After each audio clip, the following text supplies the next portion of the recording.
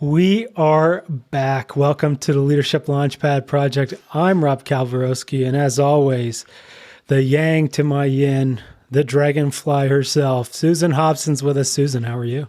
Should I show my dragonfly? Nice. Yeah, I had this little treasure show up in my mail unexpectedly on Friday. I think Rob calibrated on our retreat that I had an affinity for dragonflies and that they had an affinity for me and that there might be something to that. Do you want to tell everybody what dragonflies represent now that I've inspired you to look into all this spirit animal stuff? Yeah, so obviously this is a new thing for me, and it really meant a accelerated rate of change and a step of growth. And I think that's what's happened for you this weekend, both in consuming some of the things as well as our guests' new book. So And I can hardly wait to share all of that. I've been knee deep in Mr. Richard Schwartz's books and work all weekend. And I swear I've had one of the biggest healing weekends I've had in a very long time. So I can hardly wait to dig into all of that. absolutely. And before we get there, obviously we have to start off with a quote. So I have one here from Martin Luther King Jr. And he says, "We need leaders not in love with money, but in love with justice. Not in love with publicity, but in love with humanity."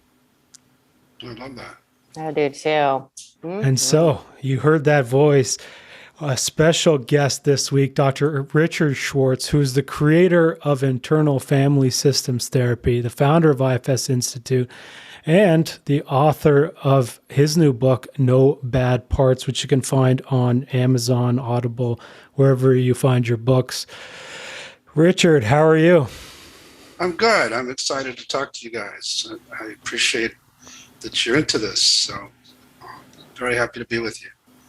We're really excited to have you. And I didn't talk about it because I don't want to spoil the party a bit, but IFS therapy was one of the huge things that literally saved my life. And so it's an honor to have you here with us today. Wow, I had no idea. So I'm really moved to hear that, Rob. Yeah, it's incredible to have you. And so we got to kick it off, right? And a lot of our listeners are going to be new to IFS. So can you just tell us a little bit about, what are the parts and what different parts we have and how does the whole IFS break it down? Yeah, so, and again, this is something I learned from my clients. I didn't kind of dream this up. And what I learned, because back 40 years ago, I had clients start talking this language of parts, and they would talk about the critic. And I was working with eating disorders, so they'd talk about a part that would make them binge, and then a part that felt so worthless and alone and empty.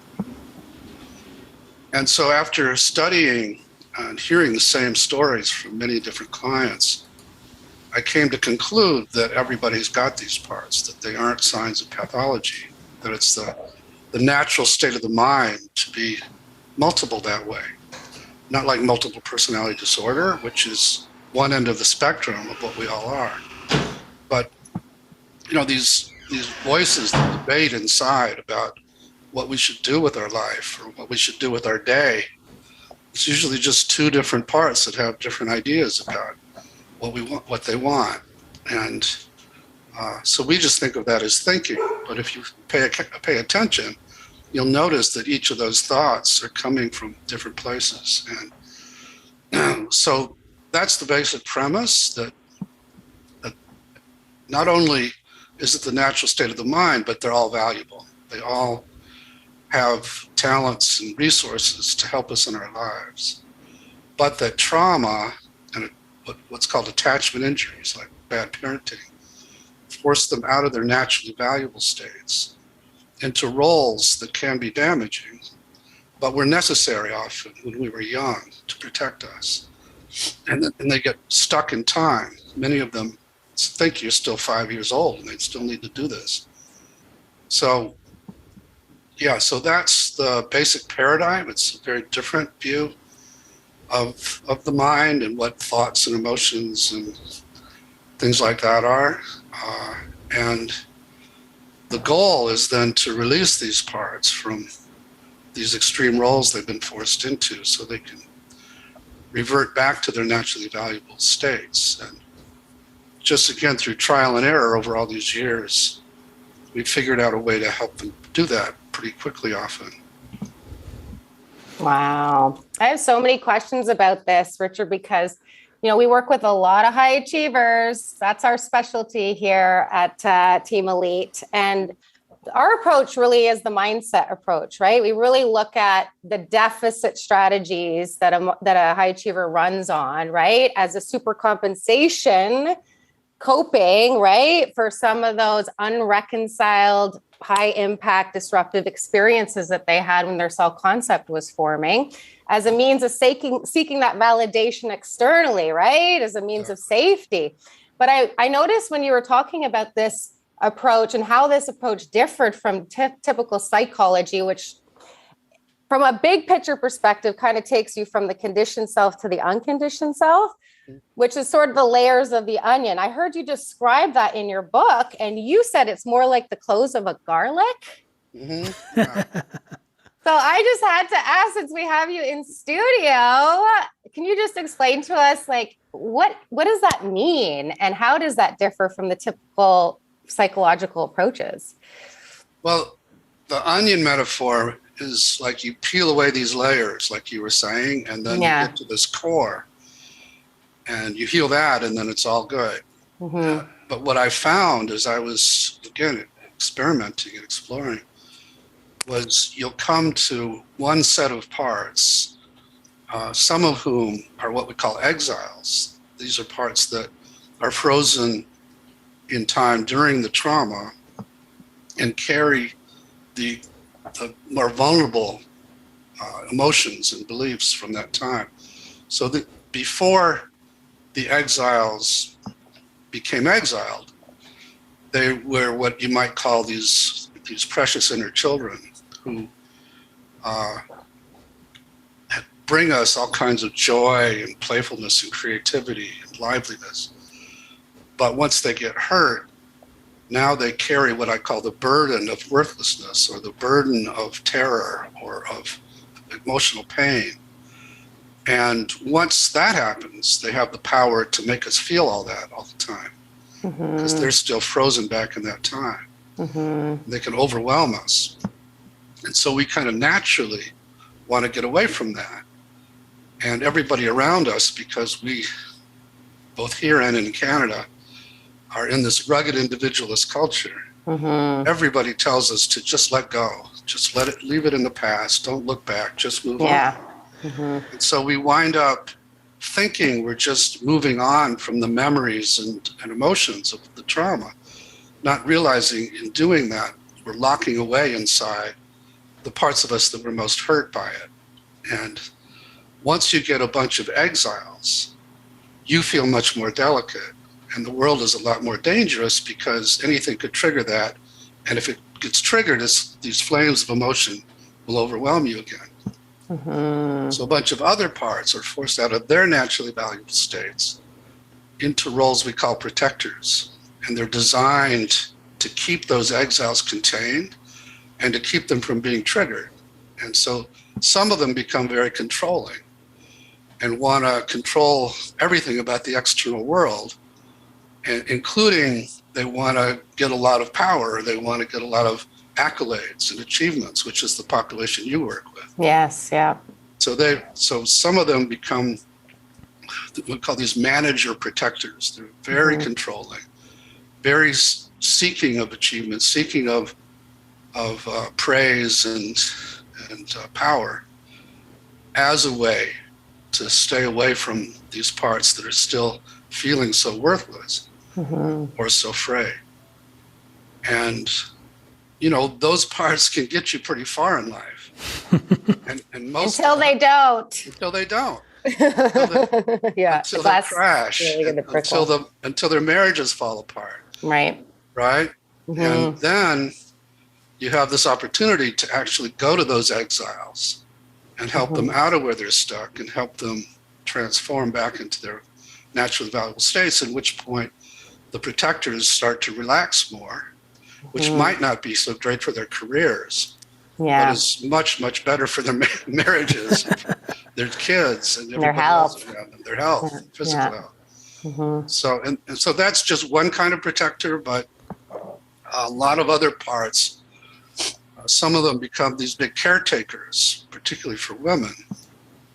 Don't let them take care of themselves, just try and take care of everybody else.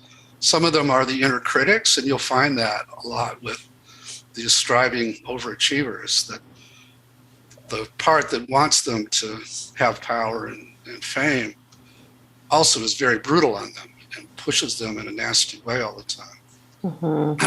And does that because it doesn't know how else to motivate them. You know, it's still positively intended, but really backfires a lot of the time.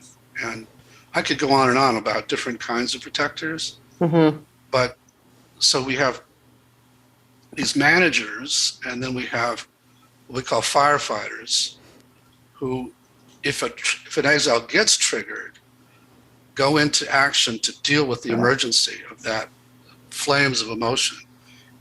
And the firefighters, in contrast to the managers, who are into control and pleasing everybody, firefighters take you out of control and often piss off everybody around you because they'll do whatever it takes to get you away from that pain or shame or terror. And some of their activities would be considered addictions or, dissociation or suicide stuff, or, the stuff that can be scary. And so there's a polarization between these controlling managers and these out of control firefighters, but they're both trying to deal with this reservoir of pain and shame and terror that most of us come out of our families with. Wow. It's so incredible, and it's so insightful for folks to start to see the world that way, right? And I've started thinking about the world that way, and that's where you start seeing things where people in meetings get mad, or like the leaders we work with, some people on their teams get angry, or they feel a certain way, and it becomes obvious which part is working, and that helps you understand where is this person coming from. I would like to ask you this question, though. So a study from Forbes says that less than 5% of what they describe as actively toxic managers will acknowledge their behavior and try to change. And so obviously we would assume that they're manager-led, or even in some cases firefighter-led. Like, what do you think about this stat? And like, how would you approach someone who is on that like extreme asshole boss spectrum? Yeah. A lot of those, I don't get access to them until there's some kind of a crash, or we don't either. some kind Same here. Crisis. But if, let's say, they came because they were forced to, which happens, I'm going to listen to their story, because they have a part that can tell you how everybody else is the problem, and they're just doing the right thing. And so that part needs to be calmed down, and it won't calm down until it feels heard. So I'll listen to that for a while, and then I'll start asking them if they're interested in separating a little bit from that one and actually getting to know what else is in there. And a lot of times that's scary for them, because the reason this part's so extreme is because they're so afraid of what else is inside. So the key for me is really just helping them trust me as a safe person who's not going to judge them, no matter what we find in there.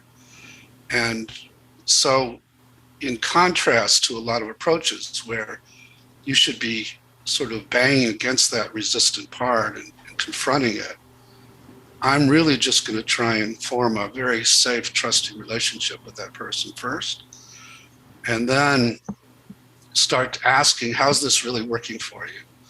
And if you're interested, there's a way to to have a totally different kind of life.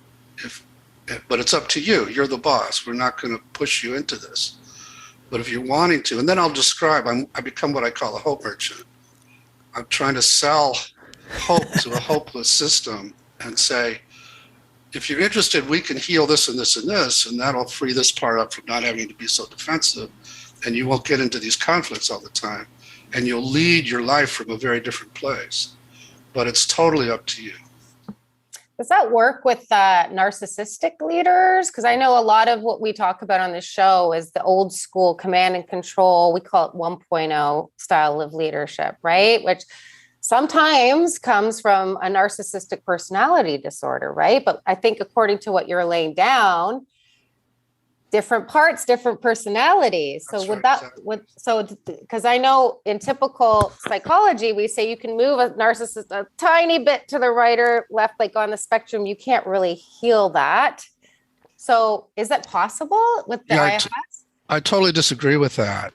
And I could take every category in the DSM and give you a non-pathologized, parts-based understanding of it, and including narcissistic personality disorder, because that's just a protector. It's very similar to what I was describing earlier.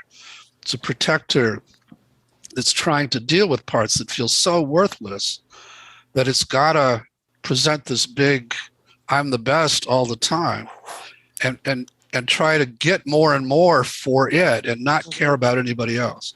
But it's just one part of the person. It's a part that's dominating them.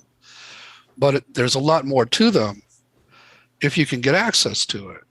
And the challenge is, as you guys are describing, getting enough safety that that part feels like it can step down a little bit and open the door for some other parts. Wow. So there really are no bad parts. I thought that's what was so fascinating about your book, right? It's like you literally said, and I quote, "I've never met a part I don't like." It's true. And I was like fascinated by that. I was like, really? Like even narcissists, that's where the question came from, right? But according to your answer, I guess that totally makes sense. You believe you can heal them all.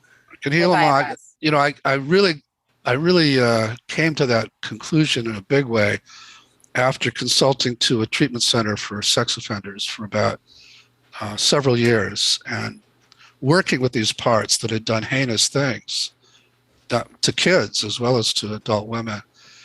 And you go to them and ask, what do they want you to know? And usually there's some kind of macho thing.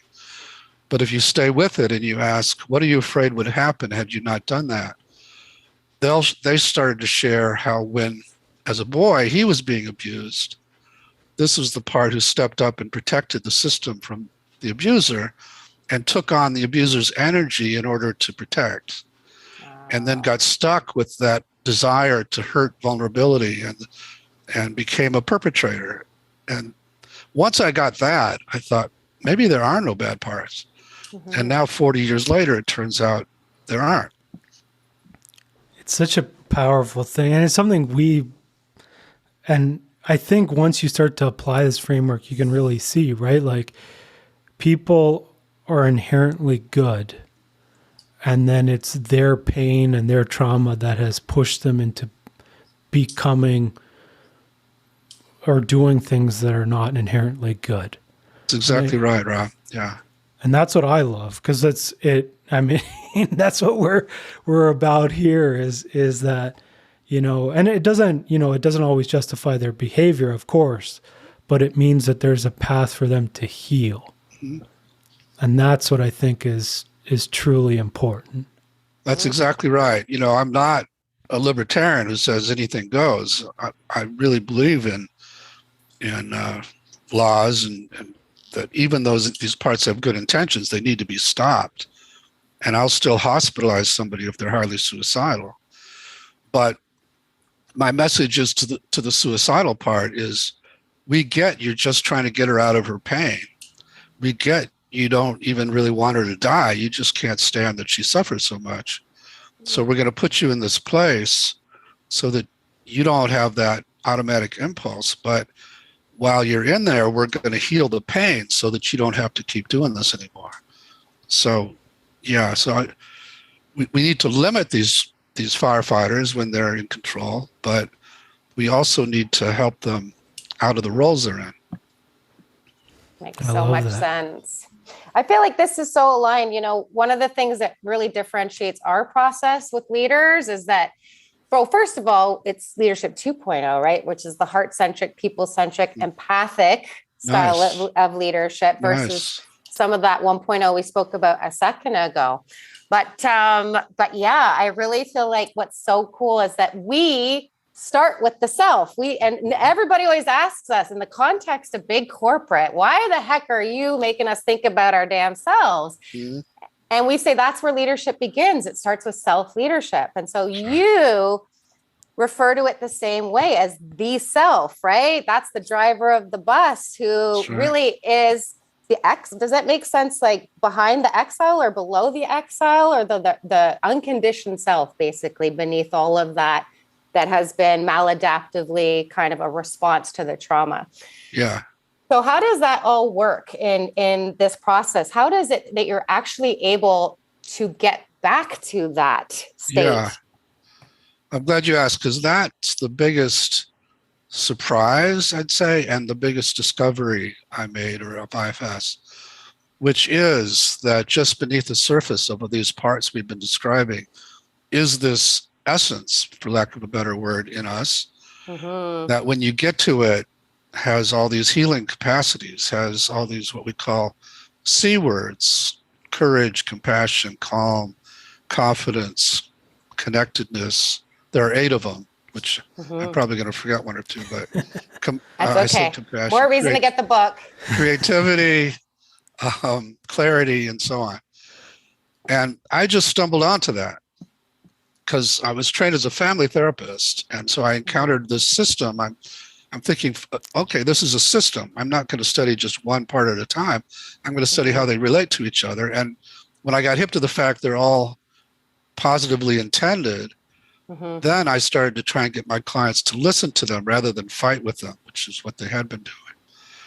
And to do that, I would often have to get the ones who wanted to fight to give us some space to just listen, like you might in a family, You've got 2 people trying to talk to each other, and then all these other family members are interfering. So you get them all to clear out, and you just have the 2 talk, and it goes pretty well. So that's what I was doing with clients. And they would say, okay, yeah, I got that angry one to step back. I got the scared one to step back. And then I'd say, now how do you feel toward, let's say it was the critic they were trying to get to know. I'm just kind of interested. I'm curious in why it calls me names all day. Seconds earlier, they hated it. They were terrified of it.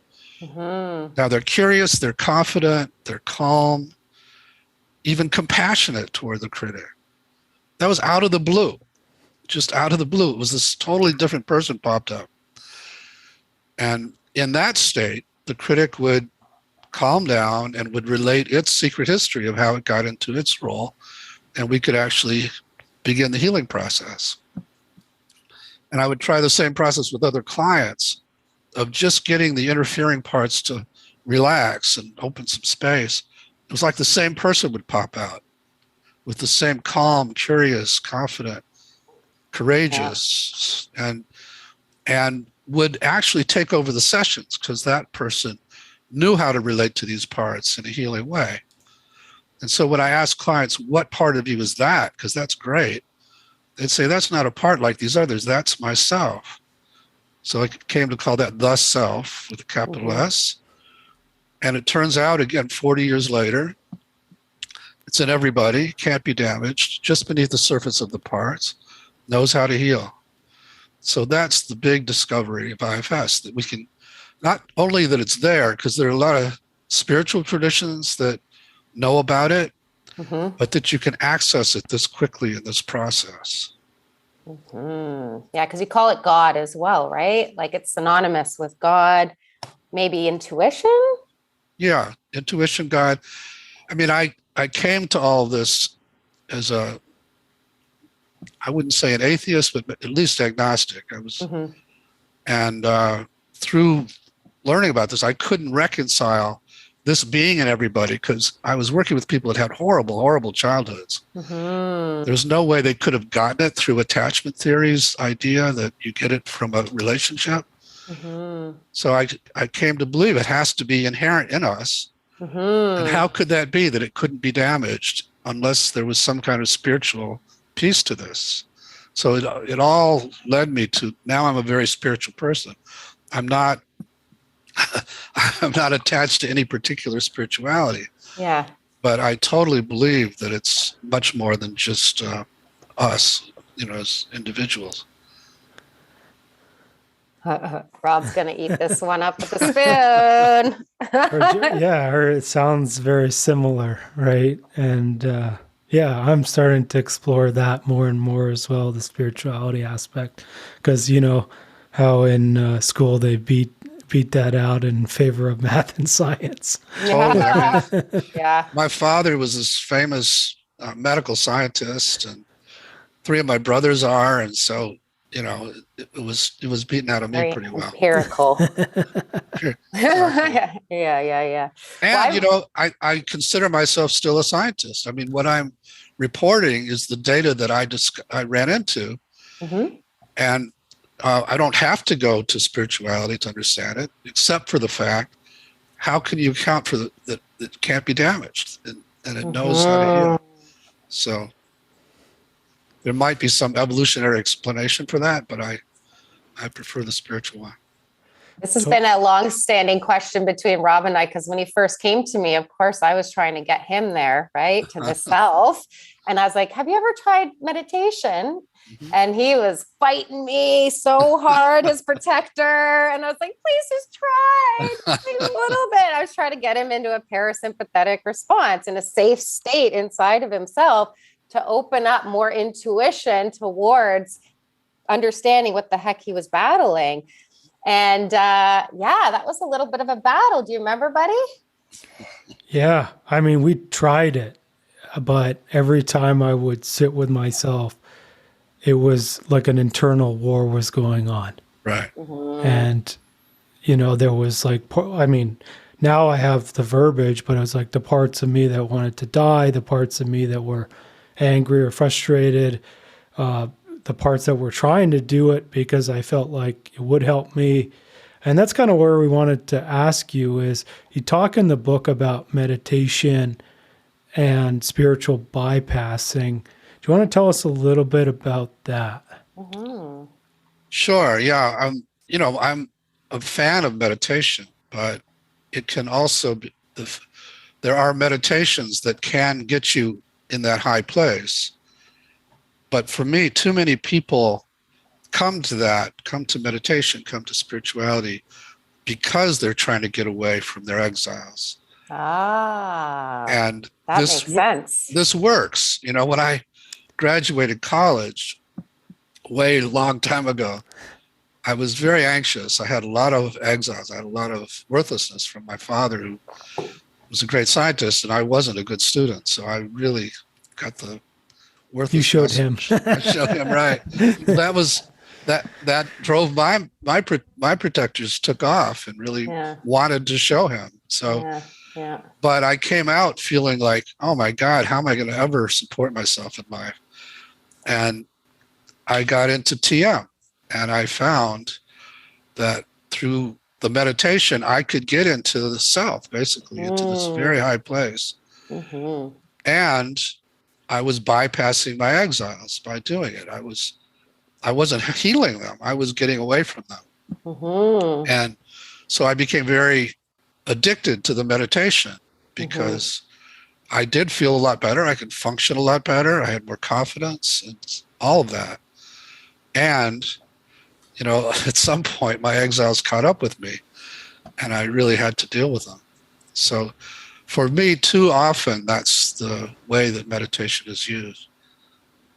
And it's not just meditation. I mean, we use all kinds of things. Oh, yeah. To get away from our exiles. Yeah, I feel like you can't do one or the other. It has to be a holistic kind of integrated approach. Yeah. I'm curious if it's only therapists who practice IFS or if coaches like us and other practitioners have this modality available to them. Yeah, funny you should ask, because say the last decade, I've become determined to bring this out of psychotherapy and to bring it more to leadership. That's why I was excited Yay. about your podcast. We're in. Clearly. So we had a pilot training program for coaches, for executive coaches last year. It was very successful. Worked a lot of people from a company called Egon Zehnder were part of it.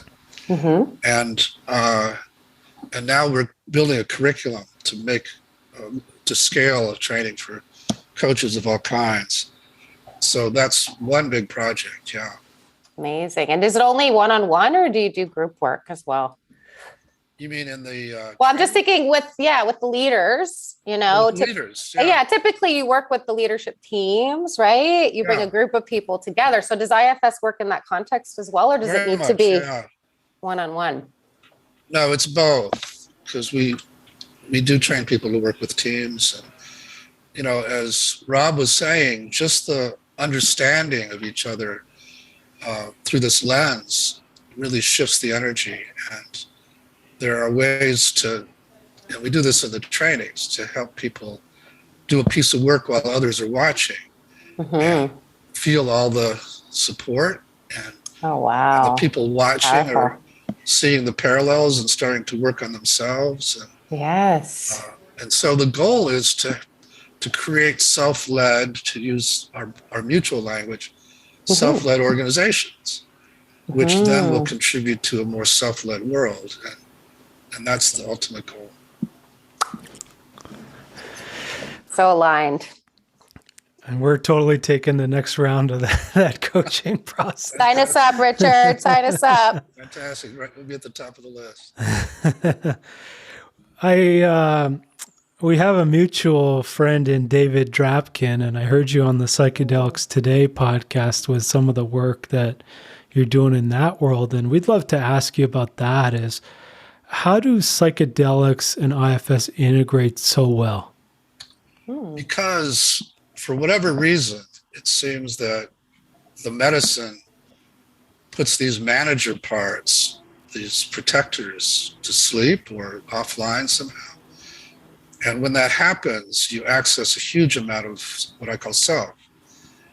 And when you do that, that's a big invitation for all these parts that have been exiled to come and get access.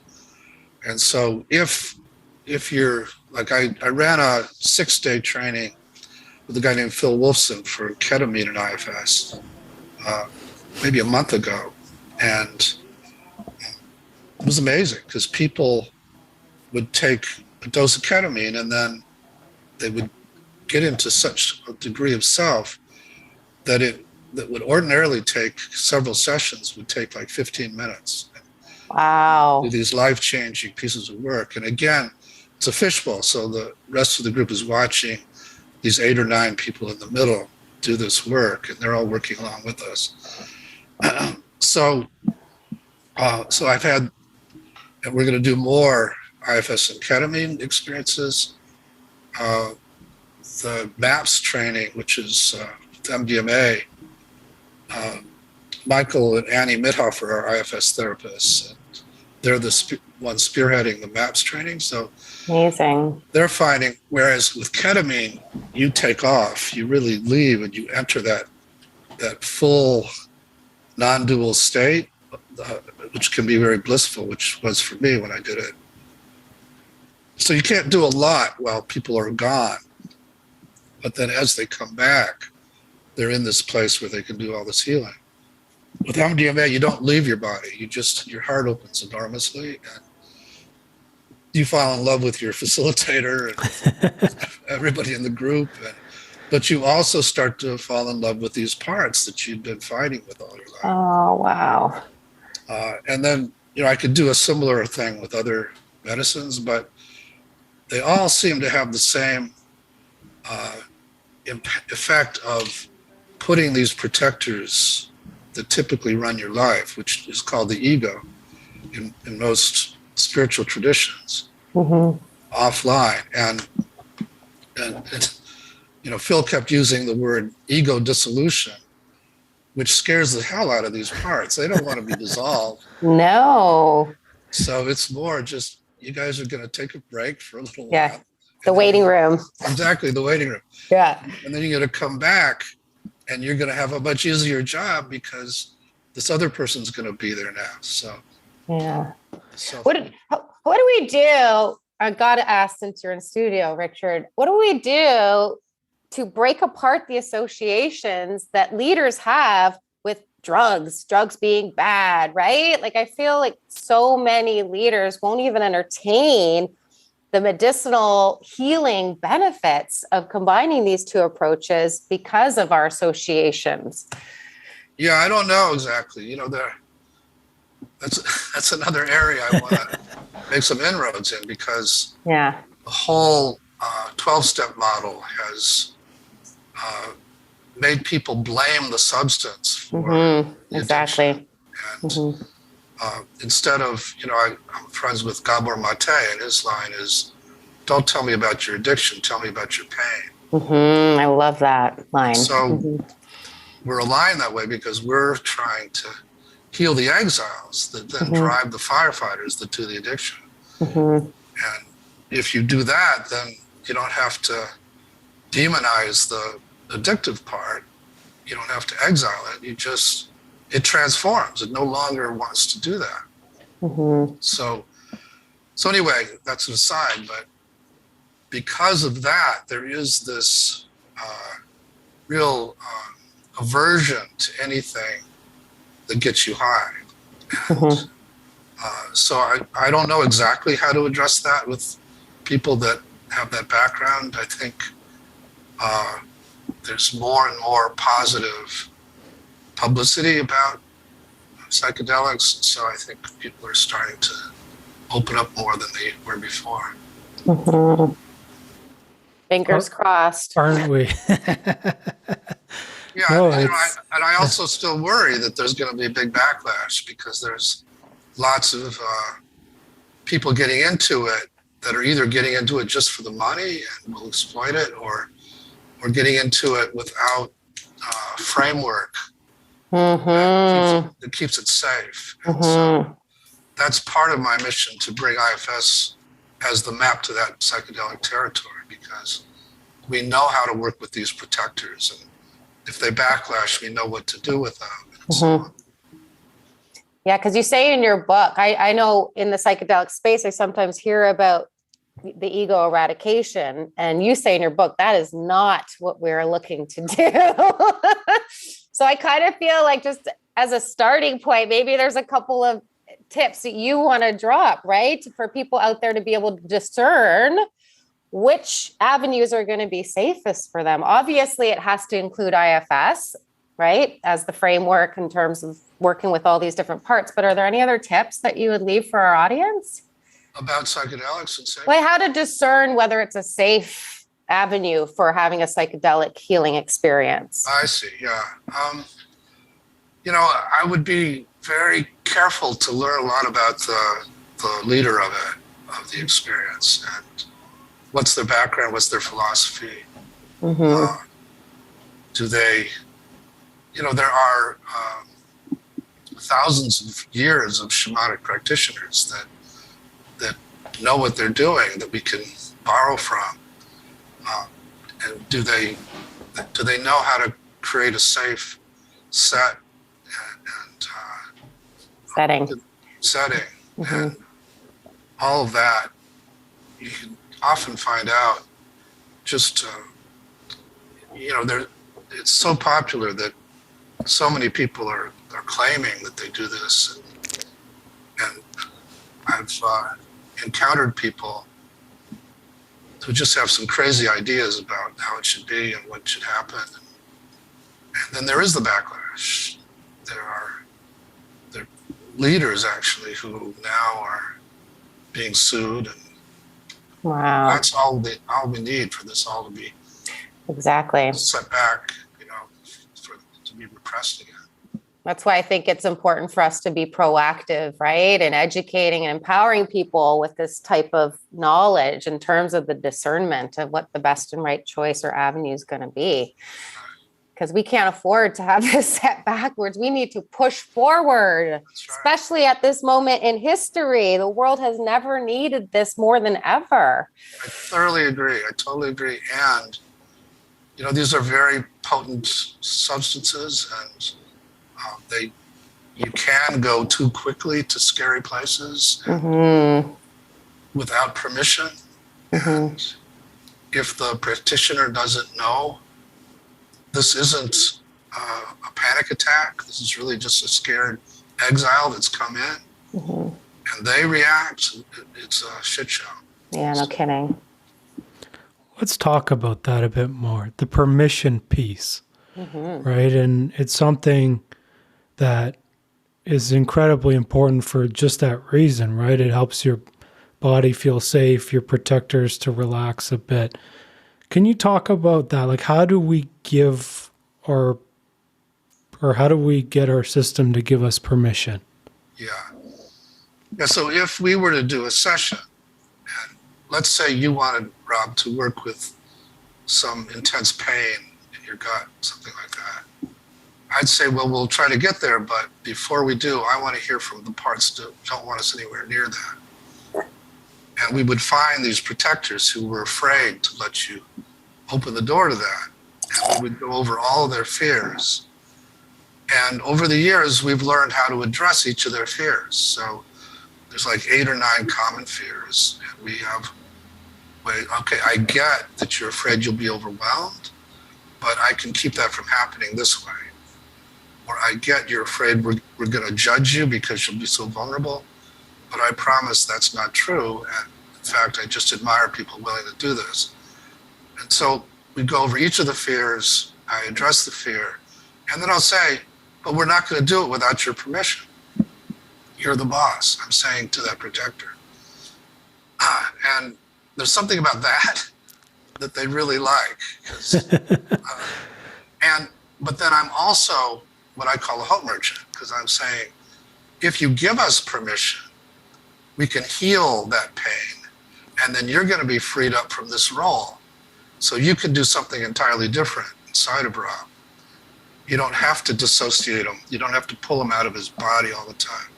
You could do whatever you'd rather do inside, which you'd be amazed at what they often would rather do. It's often the opposite of the role they're in.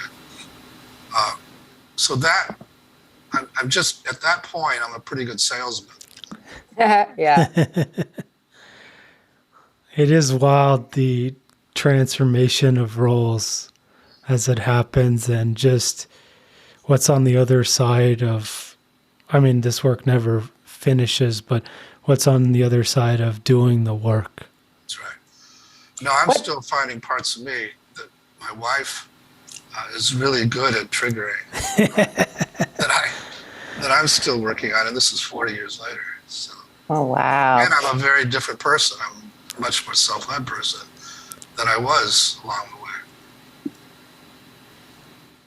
I feel like it's so important that we've had this discussion with you, because I know the baseline for leadership is the mental health. So we really sometimes run up against that resistance, right? In terms of trying to make a case for them to heal. But what does healing have to do with playing your biggest impact game sustainably till the rocking chair, Richard? What would you say about that? What was that line? The second Playing your biggest impact game sustainably till the rocking chair. Okay, I love that. Yeah. So, yeah, the biggest impact, it depends on what kind of impact you want to have. If you want to make a lot of profit, this might... Contribution to the world. Let's assume that it's an intrinsically motivated sense of purpose, right? Yes. Yeah, contribution and service to the world. So if that's your goal, the best way to get there is to do it from this place we're both calling self.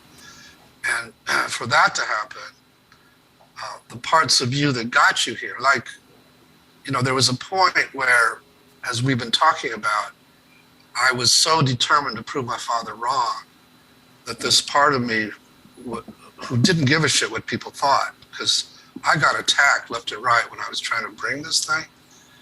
And this part could just I don't give a shit. And it was kind of arrogant and so on. Mm-hmm. And it really helped me birth this model. But there was a point where I became the leader of a community. And this part really got in the way. And I was lucky to have people who could challenge me and say, look, you got to do some work on yourself.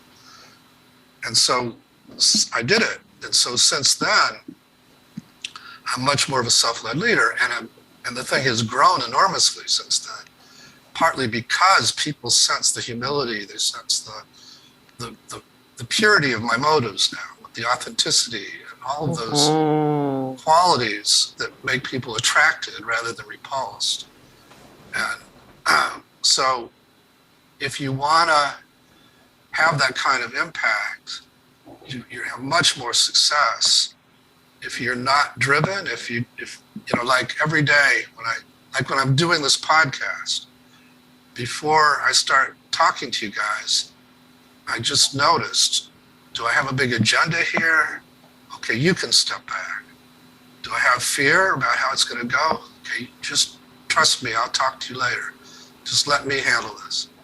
And as I do, I notice, okay, my heart starts to feel very open, and I feel some excitement about getting to know you, and I just feel that I'm in this very different place of self-leadership, which I've felt throughout, and partly because I can sense it in you as well.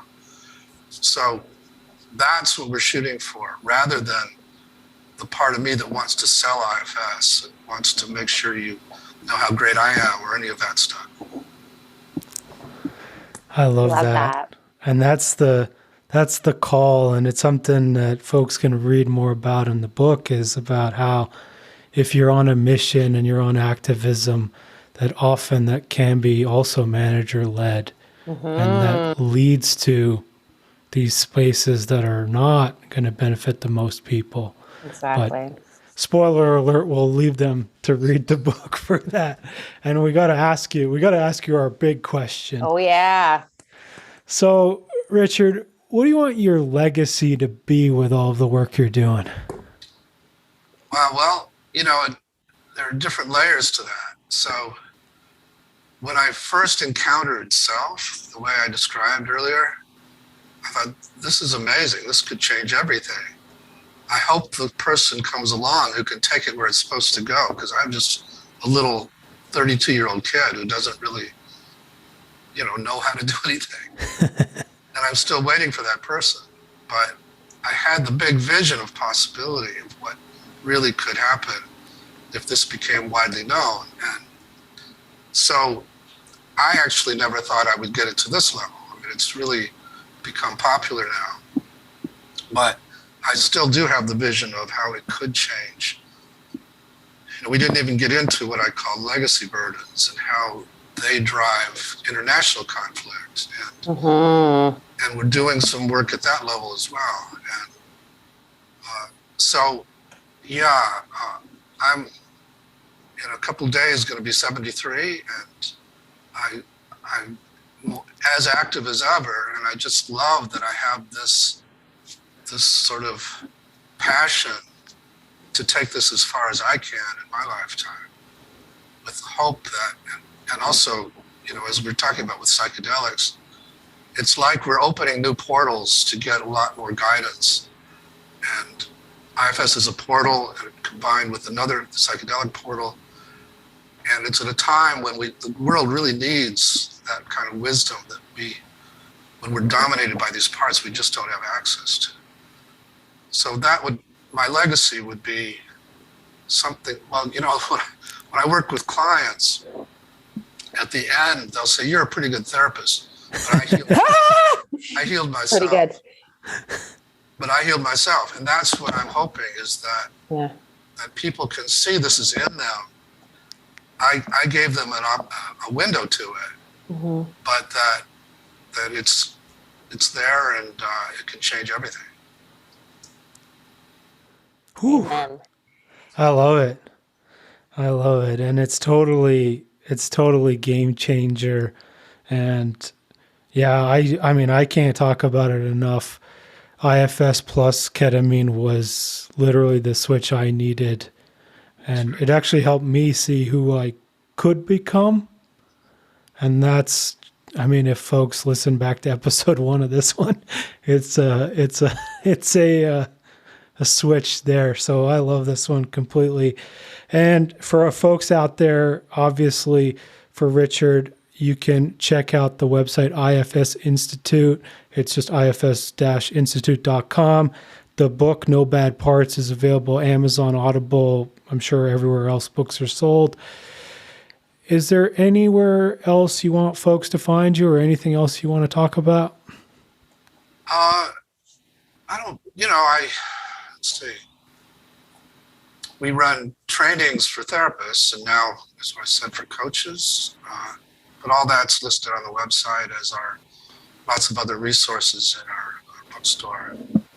So the only other thing I'll mention, which I too often forget to mention, is there's a non-for-profit foundation called the Foundation for Self-Leadership. So, and they sponsor a lot of research on IFS and also scholarships and things like that. So if anybody is looking for a good cause to donate to, I would send them there. Awesome. We'll drop it all in the podcast notes and folks can find that. For us, obviously, for leadership development training, speaking, trust and psych safety, and more, head on over to elitehighperformance.com and obviously hit subscribe to the Leadership Launchpad Project on your favorite podcast platform. Susan, is there anything you want to leave the folks with today? We'll have to add that link to the website so that our people can find it, not only listening to this show, but forever, because we obviously got to push this mission forward. I'm so inspired. It's your birthday. Happy birthday, Richard. But I feel like you gave us the gift today, as well as our audience. I know our listeners are absolutely going to devour this episode. And I have to thank you because, yeah, we're definitely going to integrate this into our process as soon as we can. We both have a very strong intuition in ourselves that this is going to blow the roof off of the impact game that we're playing here at Team Elite. Right, buddy?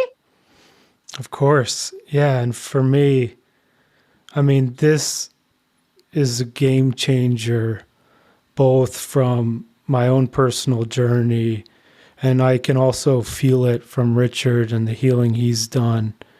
And for folks out there who may feel like you're stuck, or you may feel like you're some of those things we talked about at the beginning, about needing the achievement or the recognition, or even if it goes down to drug use, there is a way and there is a path. And you can choose to go on that path and to heal and to find that gift that's inside of you. Richard, thank you so much for joining us today. Thank you both. I really love talking to both of you, Susan and Rob, and would love to join forces somehow. We're going to definitely take you up on that offer. And everybody listening, thank you so much. And we'll see you all next week. Bye, everyone. Bye.